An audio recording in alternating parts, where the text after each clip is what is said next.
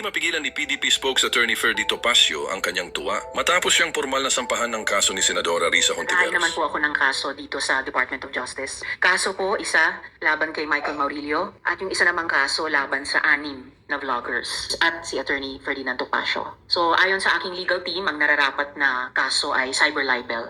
Ako naman, walang problema sa akin yan. Napag-usapan nyo rin yung demanda. Ayun ang una, di ba sinabi ko nga kay Risa Hontiveros, i-demanda mo ko. Opo. Bakit ko siya hinamon? Bakit nga ba? Totoo naman yung sinasabi ko. Yung sinasabi niyang cyber libel. Totoo naman may video, di ba ka? Oh. At walang malis. Anyway, hindi ko nasasabihin yung depensa ko. Hayaan mo siyang manghula. Number 2, gusto kong i-expose si Risa Hontiveros for what she is. Na hindi siya karapat-dapat maging Pangulo sapagkat hindi niya kaya na kinikriticize siya. Si Pangulong Duterte, wala namang idinimanda yun eh. Wala. Na kahit sino for libel. Oh, wala, di ba? Opo, wala. Yung iba dyan, wala naman dinidimanda. Si Sara Duterte, walang dinimanda. At hindi naman Duterte, marami naman pong public officials, hindi naman balat sibuyas. Ayun. Bago, number 2, gengkoy pa itong si Risa. Ito ha, para sabihin ko sa iyo kung gaano ka gengkoy itong taong ito. Di ba? Gengkoy. Siya yung tinuligsa. Siya yung kinriticize namin. Etong sabi niya, nagtago pa sa likuran ng Senado. Eh, mag-isa na lang nga siya ron sa Senado. O, eto pa sinabi niya, ayon sa GMA News Online. Sabi ni Risa Hontiveros, and I quote, yung video na yan, yung pagkalat niyan, yung pagdagdag pa ng mga kasinungalingan ng vloggers na ito ay atake din sa mandato at kapangyarihan ng Senado. Ang Senado na nakikipaglaban para sa mga taong hindi kayang ipaglaban ang sarili nila. Walang senador na papayag dyan. Hindi papayag ang Senado dyan. Unquote. Okay, Risa. Ang daming senador hindi naman nagdidemanda ng libel.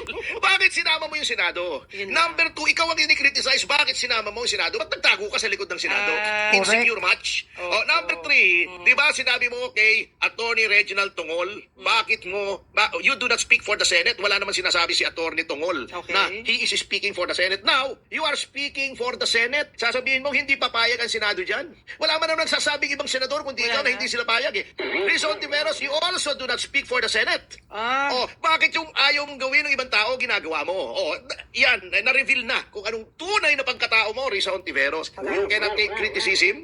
Bengatibo ka. Totoo naman may video. Totoo namang may kidnapping case ka dati. Magtitistigo si Jing Paras. Totoo namang may demanda ka dahil dun sa witness tampering sa Farmally. Uulitin mo rito. Wala namang hindi totoo sa sinabi namin. Ngunit hindi mo, sabi nga dun sa A Few Good Men, di ba yung karakter ni Jack Nicholson? You want the truth? You can't handle the truth! Bakit ka ibobotong presidente kung ganyan ka? At importante po na tinatalakay yang karakter mo because you are a public figure. Correct. Importante dahil gusto mong magpangulo, dapat talagang suriin ang pagkatao mo bilang pangulo. That is Gusto why there's magpangulo. freedom of speech. Ayun. That is why there's freedom of the press. Doon nagkamali yung advisor niya. Ang pinakamagandang mangyayari dito, she will have to testify.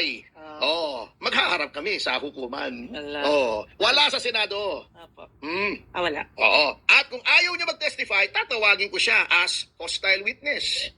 At sa loob-loob ko habang kami nasa hukuman at ako'y abogado for 33 years. You're in my world now, baby! Elementary immunity yan! Nasa hukuman ka, baby! Galing mang-asar. Attorney, parang kamana ka kay Attorney Espicio. Mundo yan, baby! 33 taon ako nasa hukuman, baby! Hindi mo ako pwedeng pa-contempt dyan, baby! Mga kaibigan, masaya lang po si Attorney. Yan. Dahil maalis ang dumating. Siya ay pumasok sa patibong!